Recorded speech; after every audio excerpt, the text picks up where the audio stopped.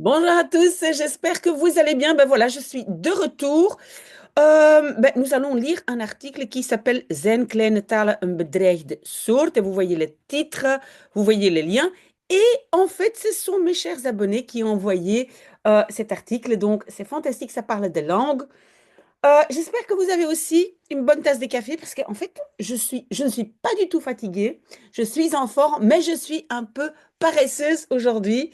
On va pas faire énormément de vidéos, mais je vois que ce podcast, donc néerlandais B2C1, reste populaire. Donc, nous continuons à lire et vous allez voir les résultats. C'est vraiment très, très bien de le faire. Merci d'être avec moi. Donc, en fait, déjà le titre, donc, en néerlandais, on dit les petites langues, kleine talen des petites langues, mais en fait, ce sont donc, on va dire, des langues des minorités, sont un bedreigde soort. Oui, vous voyez, le E de l'adjectif se trouve ici, un peu bizarre, mais donc, euh, sont-elles une sorte, une espèce bedreigd, menacée. Bedreigd, j'ai mis dans le vocabulaire. Je vais agrandir un tout petit peu, déposer ma tasse un instant.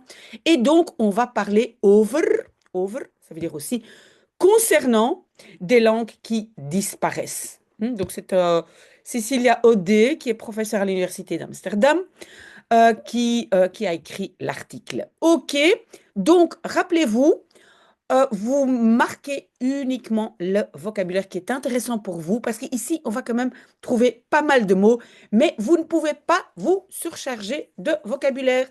Je pense que vous le savez entre-temps, hein. OK, donc, une langue avec peu de sprekers. Ben, je n'ai pas très bien compris comment est-ce qu'on dit spreker. On va peut-être dire, normalement ça veut dire textuellement un parleur, quelqu'un qui parle. Donc peut-être un locuteur, disons locuteur, mais je ne sais pas. Donc quelqu'un qui parle. Donc une langue avec peu de locuteurs n'est pas nécessairement gedoemd. Ça veut dire, gedoemd c'est qu'est-ce qu'on va dire? Oui, menacé ou condamné. Condamné ou voué à. C'est ça ce que j'ai mis dans le vocabulaire. Gedoemd te verdwijnen, à disparaître. Je pense que j'ai mis aussi niet noodzakelijk, pas nécessairement. Peut-être vous connaissez le mot, mais parfois, c'est pas mal de mettre des mots pas trop difficiles non plus de votre liste de vocabulaire. Sinon, vous allez uniquement les comprendre, mais pas utiliser activement. Donc, mettez aussi des mots qui sont peut-être trop faciles pour vous. OK, mais maintenant, on va pas faire trop de blabla. OK, donc, en même temps, une langue peut, non, une langue avec beaucoup de, enfin, encore une fois, ce mot parleur-locuteur, peut justement être, bien être menacé. Donc, qu'est-ce qu'on veut dire ici? C'est pas uniquement les langues que peu de personnes parlent, hein. Parfois aussi, ce sont des langues met veel sprekers. OK? Des langues de peuples, volkeren. Euh, donc, qu'est-ce qu'on va dire? Petit, mais un peuple petit, une minorité qui geïsoleerd levende, qui vivent de façon isolée. Est-ce que vous avez vu que ici c'est un adjectif? Donc ce sont volkeren et l'adjectif c'est geïsoleerd levende volkeren. Le E est le E de l'adjectif. OK? Bien regarder, bien comprendre. Comme dans la région de l'Amazonie, pardon, ou dans l'Amazonie, ont justement, de par leur position d'isolation ou isolée, beaucoup de kans. Ça, j'ai mis parce que kans en néerlandais, ici, ça veut dire le risque, hein. Kans op ou kans om. Ça, j'ai marqué. Kans op, normalement, il y a un substantif qui suit. Par exemple, kans op regen, hein, risque de pluie. Kans op regen. Kans om, si on a le omte, ben évidemment, il y a un verbe qui suit, ça, on le sait. Mais donc, attention, le mot kans n'est pas chance. On peut un jour parler de ça, avoir de la chance, hein, c'est geluk hebben et rien à voir avec kans. Donc ici, c'est risque. Donc, risque Veel kans om behouden te blijven. Ah oui, pardon.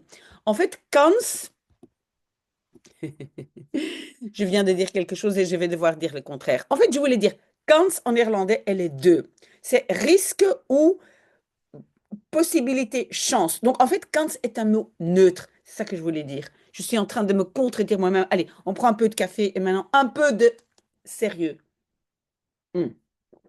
Donc, ils ont justement, donc ils disent, ceux qui ont une position isolée ont justement une chance de behouden te blijven, rester, garder. Rester, garder, ça veut dire continuer à exister. OK? S'il y a des mots que vous ne comprenez pas, revenez vers moi. Tandis qu'une langue avec beaucoup de moedertaalsprekers, sprekers, c'est encore des parleurs-locuteurs qui parlent leur langue maternelle. Et vous le savez, ça c'est typiquement néerlandais. On colle les mots ensemble et voilà, en français, on doit tout décortiquer. Donc, et en plus, c'est à l'envers, parce qu'en français, on va dire des parleurs de langue maternelle. D'accord? Donc, tandis qu'une langue où donc il y a beaucoup de gens qui la parlent en tant que langue maternelle, kan worden opgeslokt. Peut être, construction passive, opgeslokt, englouti, hein, par une taalgemeenschap, une communauté linguistique plus grande et dominante. Et on va voir des exemples. On parle par exemple de l'anglais britannique, hein, parce que c'est pas toujours très facile à comprendre. Aujourd'hui, eh bien, je vais vite l'expliquer, comme ça vous comprenez bien l'article, parce qu'il vraiment il est intéressant. Par exemple, comme il y a beaucoup de gens aujourd'hui qui parlent l'anglais, mais pas en anglais très, on va dire, standard, et parce qu'il y a beaucoup de gens qui l'utilisent comme deuxième langue, ben, en fait, c'est l'anglais britannique, hein, de la Grande-Bretagne qui risque de disparaître. D'accord? OK. Ainsi, les volkeren, les peuples papous, donc beaucoup de peuples papous parlent, non, en Indonésie, parlent inmiddels, entre-temps, encore uniquement Bahasa Indonesia. Inmiddels, j'ai mis aussi. euh, il y a un autre mot qu'on n'utilise plus, c'est intussen, donc entre-temps. Inmiddels est un tout petit peu plus, on va dire, un langage un peu plus soutenu. Donc, notez-le quand même parce que ça peut vraiment, quand vous devez parler en public, in middles, vraiment, ça rend, ça montre bien que vous avez un niveau un peu plus supérieur, d'accord? Donc, parce que ze hebben, hein, ils ont, avec leur langue maternelle, pas de possibilité de carrière. OK? Donc, c'est un peu comme pour nous l'anglais, hein, souvent on doit parler l'anglais. Là, apparemment, c'est le Bahasa Indonésien. Apparemment, c'est une langue qui est plus répandue. Aussi, les langues et cultures inheems. Inheems, indigène, ça c'est aussi un mot. On a inheems et uitheems. Ça veut dire inheems, un qui vient du pays, uitheems qui vient d'un autre pays. Aujourd'hui, on utilise beaucoup ce mot dans la biodiversité, hein. Euh, on voit certaines espèces, voilà, qui viennent d'autres pays, qui envahissent notre biodiversité. Et donc là, souvent, on parle de inheemse soorten, uitheemse soorten. Donc c'est un mot qu'on utilise, qu'on entend de plus en plus aujourd'hui. Donc les langues indigènes, Yukagir, Even, Evenki, Nivtcht, voilà, en Sibérie du Nord, ont, et alors ça ici, c'est l'expression de la journée, het zwaar te verduren gehad. Donc, ces langues indigènes ont eu difficile. Et het zwaar te verduren hebben, littéralement, il y a marqué, donc, avoir à endurer lourdement.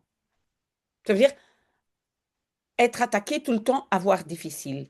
Et donc, on peut dire, oui, par exemple, mon père, il a quatre filles, ben, hij heeft het zwaar te verduren. Hein? Le pauvre homme, il a difficile. Quatre filles et sa femme, vijf vrouwen. Hij heeft het zwaar te verduren. Ça, c'est une expression que, pour moi, c'est l'expression du jour et voilà, notez-la.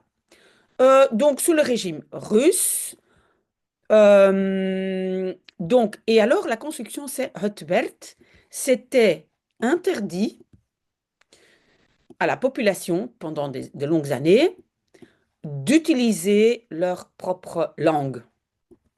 Certains de ces langues indigènes sont zijn aan het opleven, sont en train de opleven, ça veut dire revivre, renaître, depuis, et là aussi nous avons quelque chose d'intéressant, het uiteenvallen van. Vous avez vu que c'est un verbe uiteenvallen, mais qui a été substantivé, on a mis het devant, donc ça devient un substantif, donc c'est en fait het uiteenvallen, c'est tomber en morceaux, donc on va dire la décomposition, ou ici peut-être l'effondrement de l'Union soviétique en 1991. Pour d'autres, c'est trop tard. Donc certains, on a pu récupérer, d'autres pas. Hein. Donc ça veut dire, pardon, dans l'Union soviétique, on ne pouvait pas parler certaines langues. Et donc il y a des langues qui ont complètement disparu. Intéressant, intéressant. Alors, het voortbestaan, hein, ça c'est un mot intéressant aussi, c'est encore un verbe qui a été substantivé.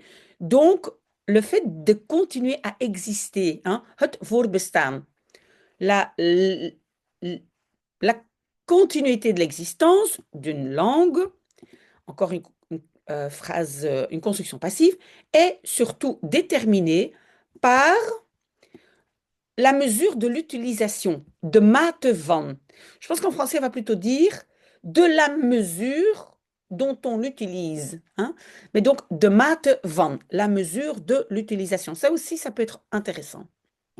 Si dans la vie de tous les jours, les parents, avec leurs enfants, niet meer spreken, ne parlent plus la langue maternelle, cette langue, le verbe c'est houdt op, hein, finit d'exister, arrête d'exister, la plupart des temps, binnen enkele generaties, en dehors quelques générations. Donc voilà, quelques générations après, les jeunes ne parlent pas plus la langue. Oui, je sais que j'ai quelques jeunes qui parlaient le rif, hein, donc qui viennent du Maroc, qui parlaient le rif, mais que voilà, ils n'ont pas plus parlé cette langue avec leurs parents et ils ne parlent plus que, en fait, je pense, l'arabe standard, je pense. Mais donc voilà, si les jeunes ne parlent pas avec leurs parents, la langue risque de disparaître. Ok. Citoyen du monde, ça c'est aussi un mot important, hein, on l'utilise beaucoup dans les médias aujourd'hui. Citoyen du monde. Il est finalement impossible pour toutes les langues, ah non, donc om de behouden, de garder, de conserver. Attention, houden, garder, behouden, conserver. De conserver toutes les langues complètement. Et pourquoi nous voudrions cela? Un conditionnel zouden willen. Cela signifie que pour un peuple, ah non, qu'est-ce que ça signifie? Wat betekent het? Qu'est-ce que ça signifie pour un peuple si il perd sa langue, son langage, mais en néerlandais, c'est plutôt le mot langue qu'on utilise, c'est vraiment une langue à part entière. Que perdons-nous en tant que citoyens du monde si une langue disparaît? Oui, parce que citoyen du monde, ça veut dire que voilà, on voyage partout, partout, tout le monde parle l'anglais. Il y a même des... Je me rappelle aux Pays-Bas, pendant un certain moment, ils ont pensé à remplacer le néerlandais par l'anglais. Finalement, ça n'a pas marché. Mais voilà, donc la langue du pays, parfois, n'existe plus. Pourquoi? Et alors la construction, zouden we maken. Nous ferions-nous du souci pour et uitsterven de talen. Hein? Uitsterven, sterven et mourir.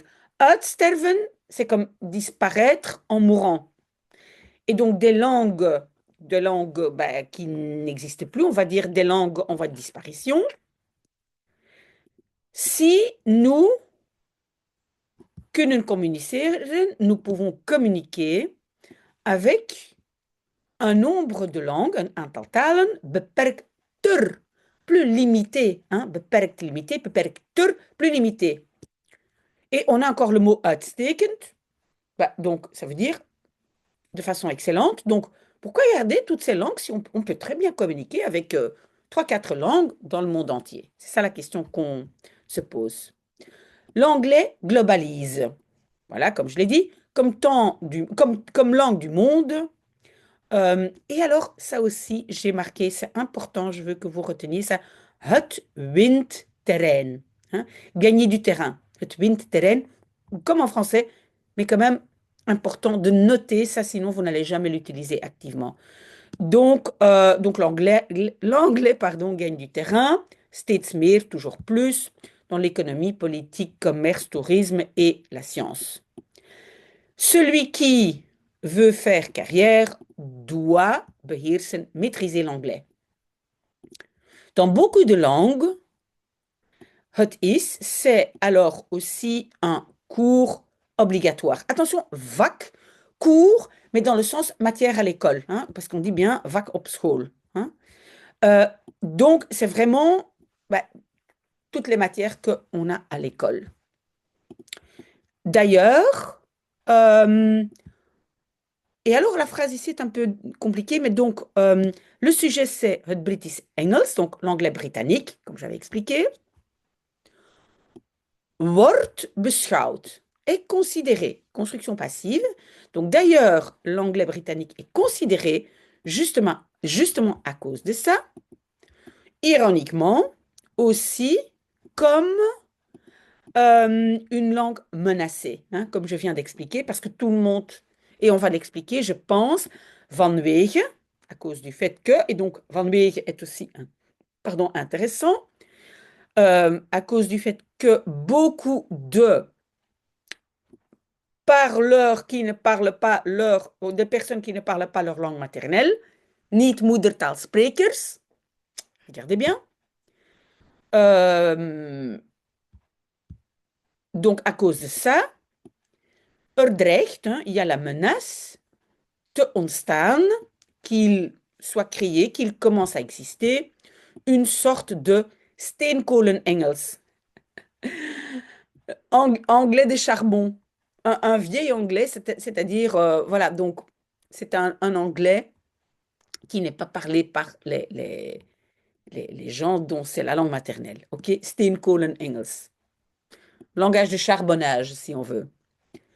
Dans quelques autres communautés économiques, grandes communautés économiques, il est suffisant de connaître chinois, hindi, russe ou espagnol. Est-ce que cela n'est pas justement très pratique? Donc on se pose la question, hein, puisqu'en Chine, si on parle chinois, c'est bien. Mais nous, ici en Europe, ben, on parle anglais pour pouvoir se comprendre, voyager, travailler ensemble. Mais gaat verloren. Donc il y a quelque chose qui se perd. Gaat verloren. Oui, le ici c'est le sujet, c'est toujours un peu compliqué, hein, mais donc il y a aussi quelque chose qui se perd quand les langues disparaissent. N'oubliez pas de me poser des questions. Hein. En premier lieu, hein, in de eerste plaats, en néerlandais, dans la première place, sur la première place ou d'abord, pour ben, les sprekers, hein, ceux qui parlent, de oorspronkelijke, donc authentique. Ceux qui ben, sont ceux qui ont la langue comme langue maternelle. Oorspronkelijk veut dire d'origine. Qui, avec la langue, peut-être encore pas immédiatement perdent aussi leur propre culture, mais bien une partie de leur identité. Donc ça, c'est ceux, donc les Anglais britanniques, qui essayent de parler un peu ben, une langue que tout le monde comprend. En fait, moi, j'ai vu ça. Je me rappelle, il y a longtemps, j'avais un client, Ikea, hein, pas les magasins, mais donc la maison mère. Et il y avait beaucoup de Scandinaves là. Et en fait, ils parlaient on va dire, donc des trois langues scandinaves, danois, suédois, norvégien. En fait, tout le monde parlait un peu, la base était était suédois, mais on rajoutait un peu ses propres mots. Voilà, donc on fait un mélange pour pouvoir tout comprendre. Et en anglais, souvent, c'est un peu comme ça, hein. Tout le monde utilise l'anglais, mais on utilise un peu des expressions de notre langue. C'est pas toujours tout à fait correct, n'est-ce pas? Ok, j'arrête un peu le blabla, hein. Et moi, j'avais dit que j'étais un peu paresseuse, mais bon, ok. Et en deuxième lieu, hein, in de tweede plaats, pour nous, en tant que citoyens du monde, hein, donc pour nous aussi, on perd quelque chose. Euh, nous ne We zullen nooit meer toegang hebben. Nous n'aurons, zullen hebben, plus jamais accès à la langue, la culture, l'histoire du peuple qui is kwijtgeraakt, qui a perdu sa propre langue ou son propre langage. Certainement pas, parce que beaucoup de langues menacées, worden, construction passive, sont uniquement parlées. Ça, c'est un élément important. Oui, souvent, c'est seulement, voilà, on parle seulement cette langue. N et donc hebben n'ont pas une forme écrite. Pensez à vous-même, peut-être quand vous retournez chez vos parents, vous parlez peut-être un patois, un dialecte ou voilà. Et souvent cette langue, vous ne l'écrivez pas ou elle n'est pas écrite. Tout le monde commence à utiliser un peu, on va dire, la langue officielle. Si le processus de globalisation doorzet continue, hein, doorzetten continue à avancer, tout autour de nous va se ressembler, hein, op elkaar, l'un sur l'autre, hein. Vous connaissez le elkaar en néerlandais entre-temps. Aussi les langues et cultures.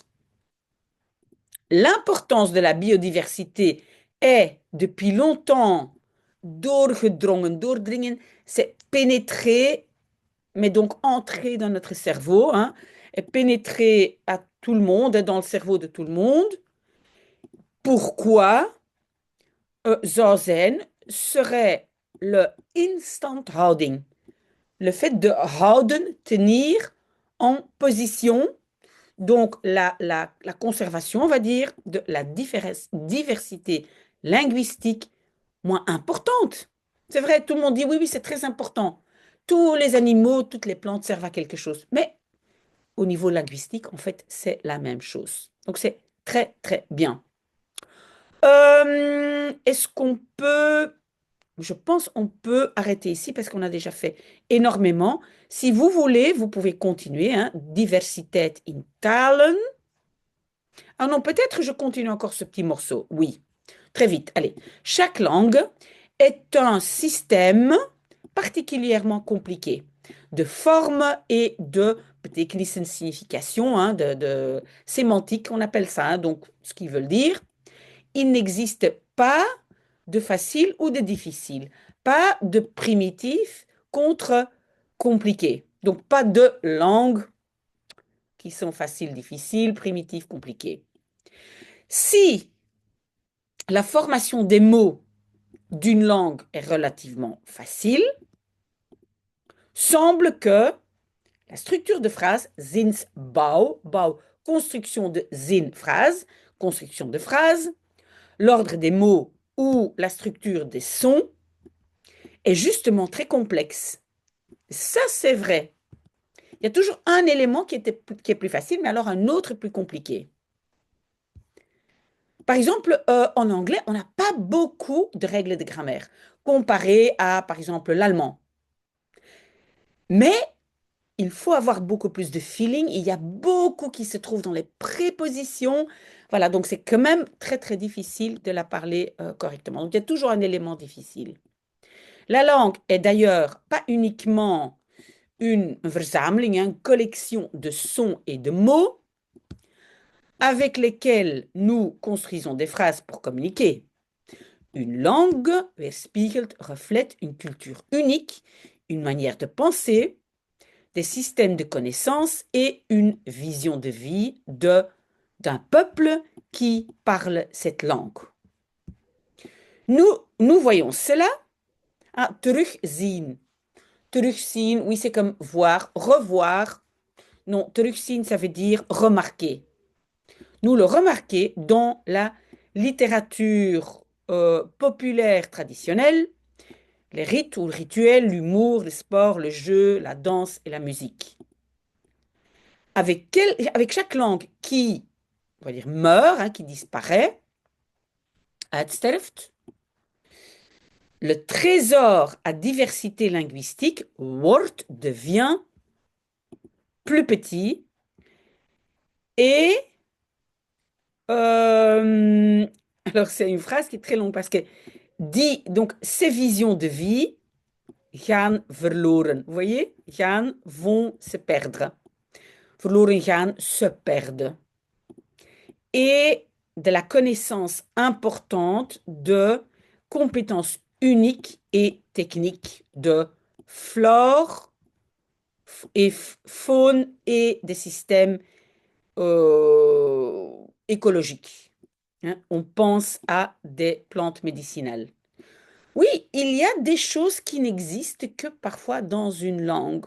Oui, et on va donner ici un exemple pour que vous compreniez, et moi-même, je vais vous donner aussi un exemple de mon expérience.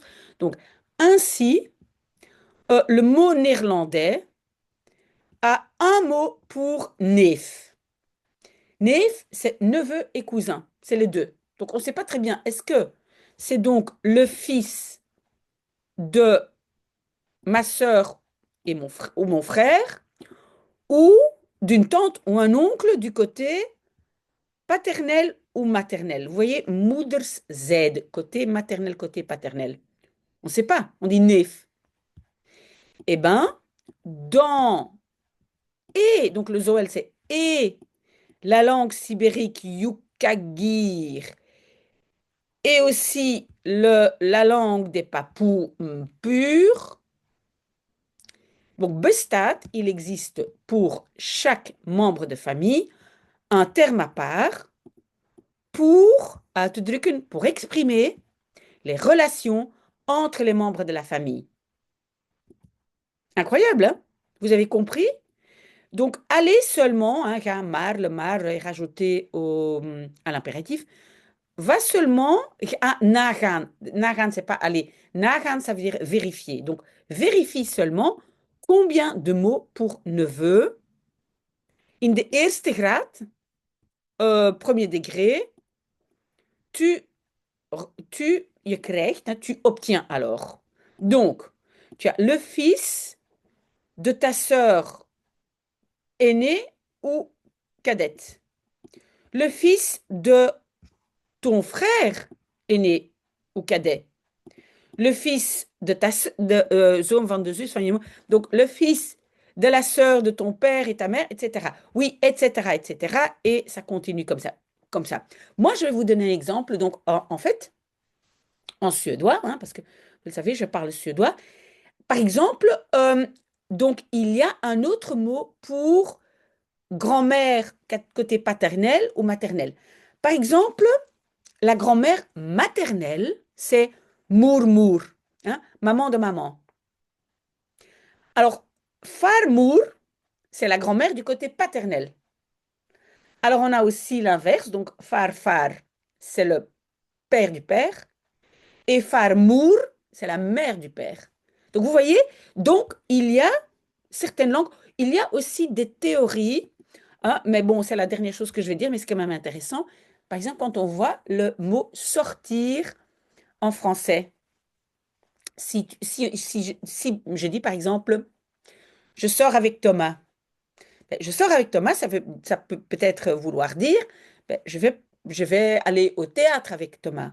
Mais ça veut dire, ça peut être aussi, je suis ensemble avec Thomas. Et donc, il y a des théories qui disent, ben, justement, en français, on reste un peu dans le vague, hein, pas très spécifique pour certains mots et verbes, parce que justement, dans cette culture, voilà, c'est un peu accepté de faire certaines choses qui ne le seraient pas dans une autre culture. Donc, on laisse ça un peu dans le vague et on ne donne pas un mot spécifique. Bon, ce sont des théories, je ne dis pas que c'est vrai. Voilà, suffisamment de blabla.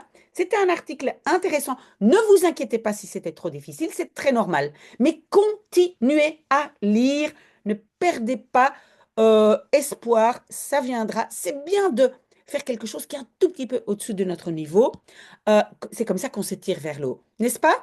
Envoyez-moi des articles, voilà, et profitez de la journée. Il va continuer à faire beau. Moi, je bois mon café et je continue un peu mon attitude de paresse. Très, très bon dimanche.